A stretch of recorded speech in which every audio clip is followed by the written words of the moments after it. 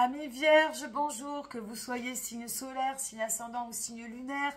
Cette guidance va peut-être résonner pour vous.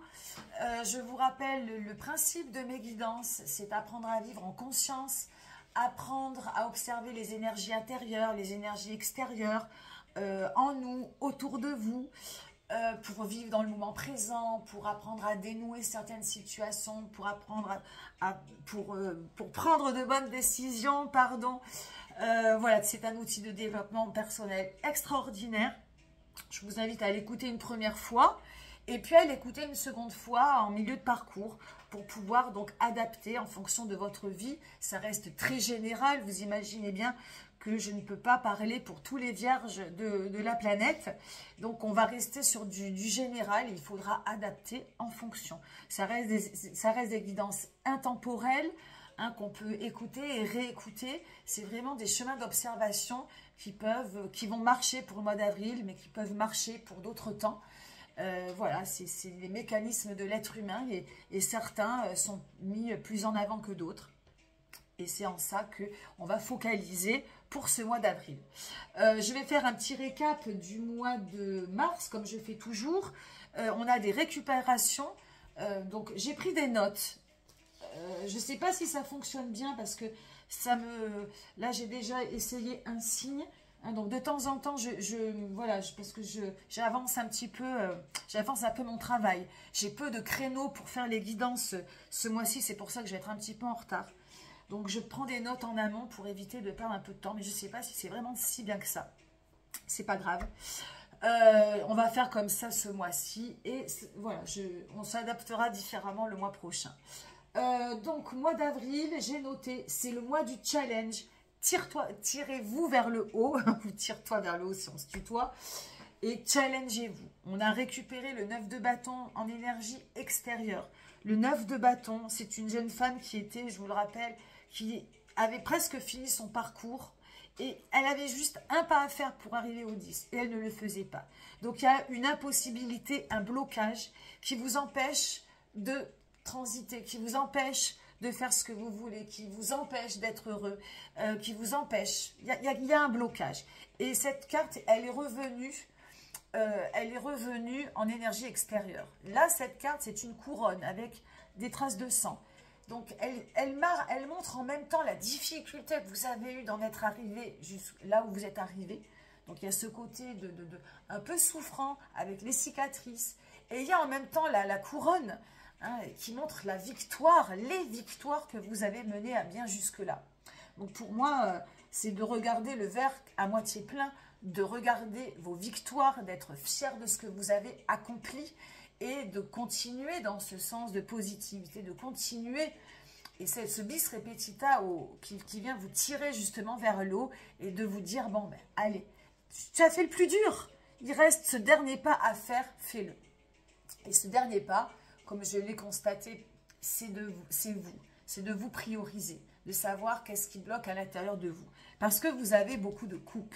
Ces coupes, ça va être l'énergie, donc votre humeur générale, page de coupe, fille un petit peu là, une fille un petit peu de la nuit, elle a un turban, le jour se lève, elle a un bel arc-en-ciel derrière, elle regarde sa coupe, mais il y a quelque chose qui, voilà, le page de coupe, c'est le début. C'est le début de l'amour, le début de l'estime pour soi, mais on n'est pas encore, on n'est qu'au tout début. On est qu'au tout début de lever du jour, on a bien fait la fête toute la nuit. Et là, est-ce qu'on va pouvoir mûrir au grand jour ce que l'on a à l'intérieur du cœur? Il va falloir le faire grandir au grand jour. Donc là, il y a beaucoup d'émotions à gérer pour le mois d'avril et non pas des émotions à refouler. Parce que cette carte, ça peut être du refoulement, ça peut être du mensonge, ça peut être de la fuite. Je rappelle qu'on est... donc, il y a une rétrogradation de Mercure, il y a un phénomène astrologique qui s'appelle une rétrogradation de planète. Mercure, qui est la planète du mental, qui fait partie enfin, la Vierge fait partie de... Mercure réside dans deux signes, je crois que c'est Vierge et Gémeaux, si je crois. Je ne suis pas astrologue, mais voilà, je m'y intéresse beaucoup. Et donc, il peut y avoir beaucoup de chamboulements, de retards, de choses qui ne tournent pas très rond. Et donc ça, c'est au niveau du mental. Et on est aussi en période d'éclipse. Et les éclipses, elles viennent également faire des resets sur notre manière d'aimer, sur tout le monde. Et vous en ferez partie aussi. Et là, bon, d'après ce que je vois, ça va aussi toucher ça va vous toucher également au niveau du cœur. Donc, il va falloir éviter le refoulement, éviter la fuite en avant. Il va falloir peut-être affronter certaines choses pour pouvoir franchir certaines étapes. Alors, je regarde un peu les notes. Donc, du refoulement, fuite en avant, une envie de légèreté. Voilà, donc là, c'est la petite phrase que j'ai oublié de noter. Voilà, donc là, ça va peut-être vous inviter à être légère pour tout survoler et noyer. Mais il ne faudrait pas faire ça. Il faudrait affronter une bonne fois pour toutes ce qu'on a dans le cœur. Et l'énergie à viser, c'est le roi de coupe. Le roi de coupe, c'est ce personnage serein sur son cheval, qui a le cœur rempli, qui a le cœur confiant. C'est un homme qui vous surveille, un homme qui vous aime, mais c'est comment vous devez vous aimer, vous, à l'intérieur de vous-même. Avec une énergie presque masculine, d'amour, mais féminine aussi, bien sûr. Mais là, c'est représenté par un homme, par un roi. Parce que là cette carte, elle dégage de la sérénité, de la stabilité, ce dont vous avez besoin. Vous avez besoin d'être aimé et de vous aimer. Et de prendre confiance en vous. Et d'avoir de l'estime pour vous. Et d'éviter de noyer un petit peu le poisson, hein. Donc ce roi de coupe, c'est l'énergie que vous devez peut-être viser, vous remplir le cœur, hein, vous remplir le cœur. Donc c'est vraiment, voilà, le challenge, c'est vraiment donc de gérer vos émotions, de les affronter, de les gérer comme c'est marrant d'ailleurs que ce soit un soldat qui représente le roi de coupe. Hein, comme si vous deviez vraiment affronter votre cœur pour le nourrir, pour le combler, hein, de vous armer d'amour. Hein, c'est un petit peu le message, de vous armer d'empathie, de bienveillance, de générosité, de sécurité, de stabilité, de confiance, pour vous et après pour les autres. Alors, ça c'est le 9 de coupe. Le 9 de coupe, on est toujours aussi dans le tarot de Marseille. Alors, on a bientôt fini. On doit sortir de l'amour inconditionnel pour arriver à un amour grand, un amour divin. Au lieu de ça, non. On n'arrive pas à faire le deuil. On n'arrive pas à être heureux. On n'arrive pas à s'aimer. On n'arrive pas à aimer. On est dans une impossibilité.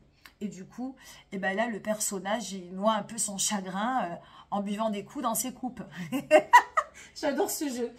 Et là, ben, c'est la fuite en avant et on se remplit d'abondance, de mauvaise abondance et d'excès pour noyer un peu le poisson, pour se fuir, pour fuir ses émotions. Et voilà, c'est ce qu'il ne faudrait pas faire. Il faudrait rester les deux pieds sur terre. Il faudrait affronter ce qui pose problème. Affronter une bonne fois pour toutes, les gérer, passer le cap et non pas fuir et boire des coups jusqu'à plus soif. C'est une image, bien évidemment, mais franchement, je suis tombée par hasard sur ce jeu et j'adore, je l'adore. Donc qu'est-ce que j'ai noté? Cette énergie serait le challenge intérieur à dépasser, la volonté, le dépassement de soi, la communication par le cœur, mais cela pourrait être une nouvelle fuite, fuir ses émotions et s'enfermer dans des excès. Une mauvaise abondance, je viens de le dire, fréquenter des personnes toxiques, etc. Donc, vraiment à observer, essayer de gérer, d'affronter, plutôt que de fuir. D'ailleurs, vie sentimentale, le chariot, plein phare sur le cœur, plein phare sur ses sentiments. On conduit ses énergies, on conduit son cœur. Le chariot, c'est l'amant idéal, donc ça peut être propice si vous êtes seul à vous trouver un amant, à vous trouver un copain, à vous trouver un chéri. C'est plein phare sur vos relations, plein phare sur vous-même. Est-ce que je l'aime? Est-ce qu'il m'aime? Est-ce qu'on s'aime? Mais c'est vous prioriser. Le chariot, là, il vient donner encore un peu de sens à ce que j'ai dit auparavant. C'est vraiment vraiment un plein phare sur le cœur, un plein phare sur vos émotions, un plein phare sur tout ça. Hein. Que vous soyez seul, que vous soyez en couple, hein, la vie sentimentale touche à ce que vous aimez. Il n'y a pas que le petit copain ou la petite copine, il y a tout ce qui tourne autour, tout ce qui touche à notre cœur, à nos émotions. Hein. Donc là, c'est vraiment tout. Voilà, j'allume la lumière, j'ouvre les yeux. Qu'est-ce qui se passe? Qu'est-ce que j'aime? Est-ce que j'aime? Est-ce que je m'aime? Et d'abord, posez-vous les questions à vous-même. On ne peut pas aimer l'autre sans s'aimer soi.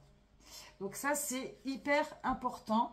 Et encore une fois, donc, mois d'avril, mois du printemps, mois de l'amour. Hein, si vous êtes seul, hein, ouvrez les yeux, ouvrez votre cœur. Peut-être un moment propice aux rencontres. Vie professionnelle, 9 d'épée. Donc, 9 d'épée, n'importe quoi. 2 d'épée. Non, les 9, les 9 c'est bon, on les a fait. Là, c'est le 2 d'épée. Alors, 2 d'épée, le personnage est un peu sur la défensive. Donc, première chose, donc, vie professionnelle ou vie matérielle, de ne pas être peut-être trop obtus, trop buté sur... voilà, si vous êtes en groupe, si vous travaillez en groupe, si vous travaillez dans une entreprise, le sentiment d'être un peu fermé, apprenez à écouter l'autre. C'est aussi... un mois donc pour vous lancer dans de nouveaux projets, peut-être de nouvelles associations. Hein, le 2 d'épée, c'est la projection. On va idéaliser, on va faire un pas en avant. C'est le 1+1, donc c'est l'association. Mais voilà, là, on a un personnage qui est un peu serré, un peu tendu, qui veut peut-être pas évoluer. Donc, attention à ça. Lâchez prise. Laissez part aussi, laissez de la place pour votre intuition. Si vous sentez ou vous ne sentez pas les choses, hein, c'est le moment de... Ce personnage, il ferme les yeux, il est en défensive, mais il ferme les yeux pour justement se couper des bruits, se couper de ce qui se passe autour de lui et pour vraiment sentir ce qu'il a à l'intérieur de lui. Hein. Et donc l'intuition, ça lui donnera les réponses à ce qu'il doit faire ou pas faire hein, en ce qui concerne la vie matérielle et les soucis matériels et professionnels. Voilà, donc ça c'est pour le 2 d'épée, je crois que voilà. Je regarde si j'ai dit d'autres choses, mais voilà. Oui, donc voilà, attention, j'insiste encore un peu hein, au refus d'évoluer, faites rentrer peut-être un peu plus de communication, apprenez à écouter l'autre. Alors ensuite, pour le piège à éviter, c'est le magicien, le battleur dans le tarot de Marseille qui porte le numéro 1. Donc directement, c'est de faire attention aux manipulations, aux manipulateurs, aux escrocs, aux arnaques. Voilà, hein, ça c'est aux gens qui savent avec, voilà, qui vous la font un petit peu à l'envers. Donc là, c'est vraiment toujours pareil. Dans le piège à éviter, c'est ce que je disais un petit peu au-dessus. C'est éviter les personnes toxiques, c'est éviter de vous noyer, d'aller là où c'est pas bon. De choisir des routes où vous allez prendre peut-être beaucoup plus de temps pour arriver au bien-être, pour arriver... Mais là, comme vous ne voulez pas affronter, vous prenez des pistes, des chemins de traverse parce que vous allez être peut-être plus influençable. Donc voilà, vaut mieux aller traîner... enfin, je dis n'importe quoi, mais voilà, vous allez être plus sensible aux mauvaises personnes, aux arnaques, aux manipulations mentales, etc. Donc attention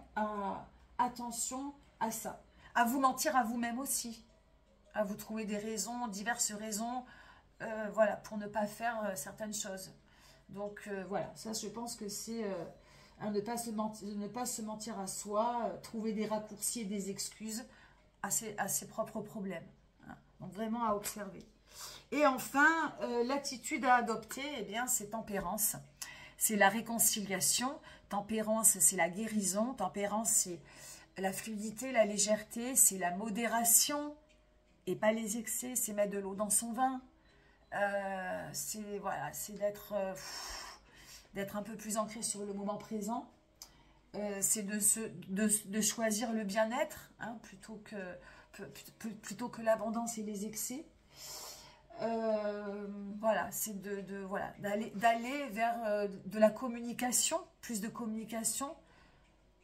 Toujours pareil, hein, par rapport au sentimental, si vous faites plein phare sur le cœur, hein, n'allez pas vers les conflits, allez plutôt vers la communication, le langage, vers la réconciliation avec vous-même.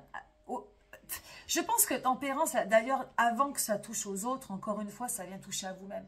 Réconciliez-vous avec une part de vous-même. Il y a quelque chose là à observer, ce qui vous empêche d'avancer, ce qui vous empêche de faire ce pas. Il y a un obstacle et cet obstacle, c'est vous-même. Et priorisez votre bien-être Mais pour prioriser le bien-être, il faut répondre à certaines questions. Et tempérance, elle est là pour vous le rappeler. Fluidité, légèreté, bien-être. Voilà. Échanger avec soi-même. Apprenez à prendre soin de vous, à savoir ce qui est bon pour vous, en mode petite vierge méticuleuse et organisée. Au lieu de vous noyer dans les autres et l'extérieur, prenez soin de vous à l'intérieur, soyez méticuleux et organisé pour votre propre bien-être. Je pense que c'est le message. Revenez à votre centre, soyez votre centre et votre priorité afin de vous faire du bien. C'est votre challenge, vous et vous seul. Voilà ce que je peux dire pour votre guidance du mois d'avril. Merci pour votre écoute. Merci pour vos likes, vos abonnements, votre fidélité grandissante, vos commentaires également. Voilà, ça me ravit chaque mois. Je vous souhaite un très très joli mois d'avril et je vous donne rendez-vous pour les guidances du mois de mai. Bye bye.